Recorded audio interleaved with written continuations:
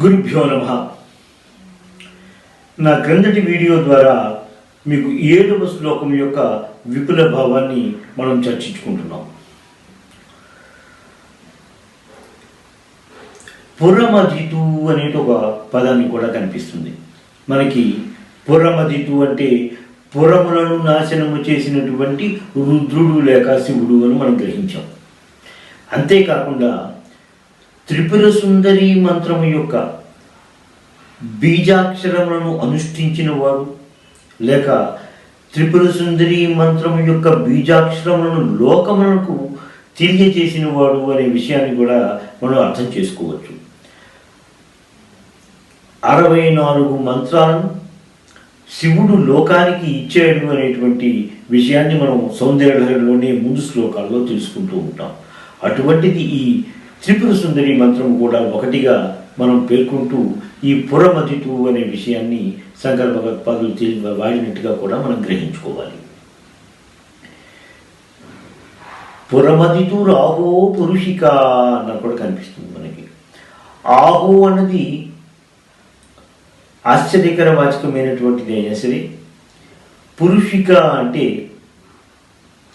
పురములను నాశనము చేసినటువంటి శివుని యొక్క అహంకార స్వరూపము.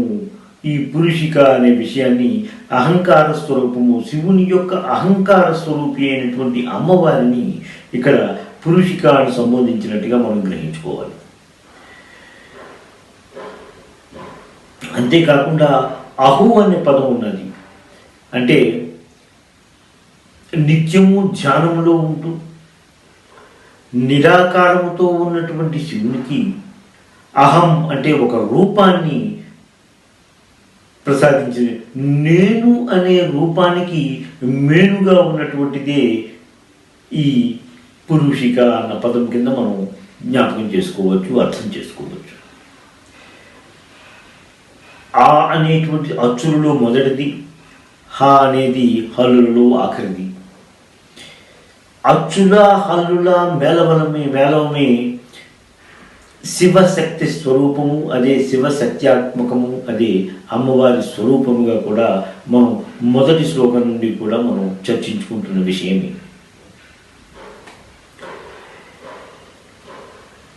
ఈ శ్లోకంలో అమ్మ తత్వాన్ని తెలియజేస్తున్నారు కాబట్టి శంకర భగవత్పాదులు ఈ శ్లోకంలో జగదంబకి ఎటువంటి నామంతోనూ సంబోధించలేదు.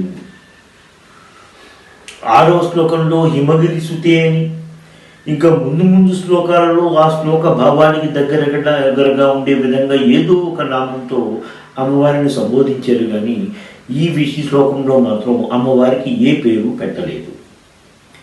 ఎందుకంటే అమ్మకి ఎన్ని పేర్లున్నా సరే బిడ్డలకు మాత్రం అమ్మే. తల్లిదండ్రులని కూడా ఇంకా పేరుతో పిలిచేటువంటి దౌర్భాగ్య స్థితికి మనం ఇంకా దిగజారిపోలేదు. అందుకనేసని శంకర భగవత్పాదులు ఈ శ్లోకంలో అమ్మకి ఎటువంటి పేరుతోనూ ఇవ్వలేదు.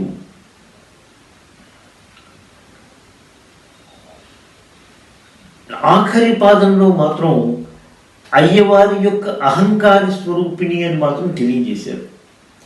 అమ్మ స్వరూపాన్ని తెలియజేస్తుండేటువంటి ఈ శ్లోకంలో అహంకార రూపిణి అనేటువంటి విషయాన్ని కొంచెం మాట్లాడడం అనేది కొంచెం వింతగా కనిపిస్తూ ఉంటుంది. అయినా శంకర భగవత్పాదులు ఈ విషయం గురించి చాలా జాగ్రత్త తీసుకున్నట్టుగా మొదటి 2 పాదాలలోని అమ్మవారి యొక్క స్థూల స్వరూపాన్ని, అమ్మ తత్వం యొక్క స్వరూపాన్ని తెలియజేస్తూ 4వ పాదంలో అహంకార స్వరూపిణి అని చెప్పే ముందుగా ఆయుధాల గురించి ప్రస్తావించారు.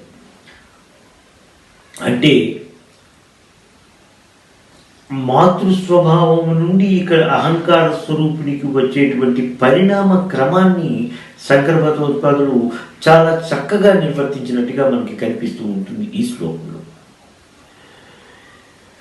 అమ్మ స్వభావాన్ని చెబుతూ మొదటి 2 పాదాలలో, 3వ పాదాల్లో ఆయుధాల గురించి ప్రస్తావించి 4వ పాదంలో అహంకార స్వరూపిణి అన్నట్టుగా తెలియజేయడం చాలా ఔచిత్యంగా కనిపిస్తూ ఉంటుంది ఈ శ్లోకం గురించి మాట్లాడుకుంటున్నప్పుడు. ఇంకా కొన కాంచీదామా అని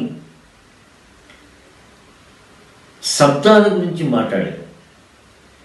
ఇది ఆజ్ఞాచక్రంలో అమ్మవారిని ఆరాధిస్తున్న సాధకులకి బంగారు ఆభరణాల యొక్క శబ్దములు వినిపిస్తాయి అనేటువంటి విషయాన్ని స్ఫురణకి తెస్తూ శంకర భగవత్పాదులు కొన కాంచీదామా అనే పదాన్ని ప్రయోగించినట్టుగా మనకు కనిపిస్తూ ఉంటుంది. అంతేకాకుండా శరత్చంద్ర నివారణ అంటూ సహస్రారంలో అమ్మవారిని ధ్యానం చేస్తున్న వారికి పూర్ణ చంద్ర బింబములాగా అమ్మవారు కనిపిస్తుంది అని అక్కడ కూడా స్ఫురణకు తెచ్చే విధంగా ప్రవర్తించారు. అంటే కుండలిని విద్య గురించి కూడా ప్రస్తావించినట్టుగా మనం గ్రహించుకోవాలి ఈ శ్లోకం ద్వారా.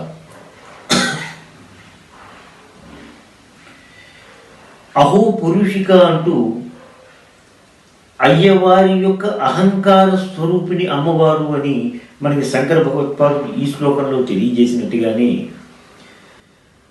మార్కండేయ పురాణంలో కూడా దేవానా కార్యసిద్ధ్యర్థ మావిర్భవతి సాయధ ఉత్పన్నేతి తదా లోకే నిత్యాప్యవిధీయతే అని మార్కండేయ పురాణంలో కనిపిస్తుంది. అంటే పరమాత్మ దేవకార్యములను నిర్వర్తించడానికి స్త్రీ రూపముగా ఉద్భవించినప్పుడు లోకాలన్నీ కూడా జగన్మాత ఉద్భవించింది అనే విషయాన్ని తెలుసుకుంటాయి అని మార్కండేయ పురాణంలో కనిపిస్తుంది. పరమాత్మ యొక్క స్త్రీ రూపమే అమ్మవారు అని మార్కండేయ పురాణం చెబితే, శివుని యొక్క అహంకార రూపమైనటువంటి స్త్రీ రూపమే జగదంబ అని ఈ శ్లోకంలో శంకర భగవత్పాదులు తెలియజేశారు.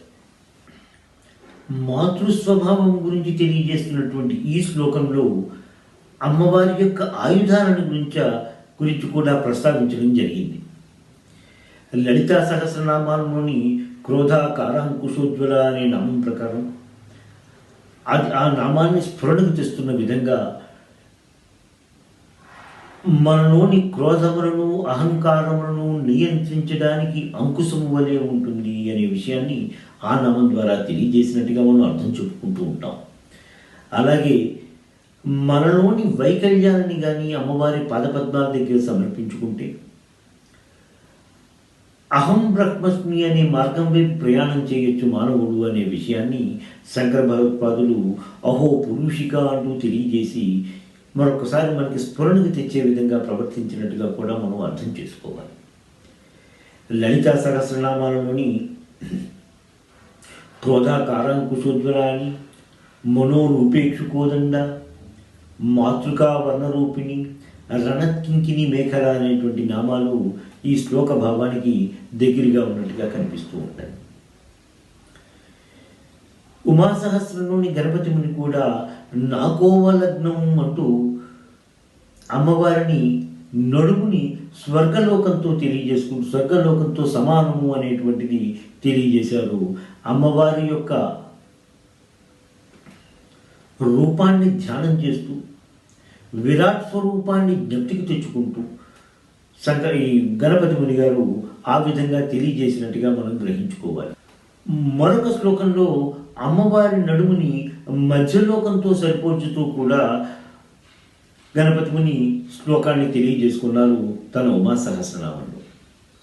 ఇంకా ఈ శ్లోక భావానికి దగ్గరగా ఉన్నటువంటి యంత్ర స్వరూపం గురించి తెలుసుకుంటే దీనికి ఒక సమసచతురాన్ని నిర్మించుకొని రాగి రేఖపైన కానీ బంగారు రేఖపైన కానీ మధ్యని పటంలో చూపిన విధంగా బీజాక్షరాన్ని తెలుసుకుని లిఖించుకొని 21 దినములు ప్రతిదినము ఈ శ్లోకాన్ని 1000 పర్యాయములు పారాయణం చేస్తూ పాల పాయసాన్ని నివేదించుకున్నప్పుడు శత్రువులపై జయము కలుగుతుంది అనే విషయాన్ని యంత్రశాస్త్ర నిపుణులు తెలియజేసినట్టుగా మనం గ్రహించుకోవాలి. ఇంకా 8వ శ్లోకంతో నేను నా తరువాయి వీడియోతో మిమ్మల్ని కలుస్తాను. స్వస్తి. ఎంతో అధ్యయనం చేసి ఈ సౌందర్యలహరి వీడియోలను మీకు అందిస్తున్న మమ్మల్ని మీరు అందరూ ఆదరిస్తారని మేము ఆశిస్తున్నాము. దయచేసి మా ఈ వీడియోలను లైక్ చేసి సబ్స్క్రైబ్ చేయండి.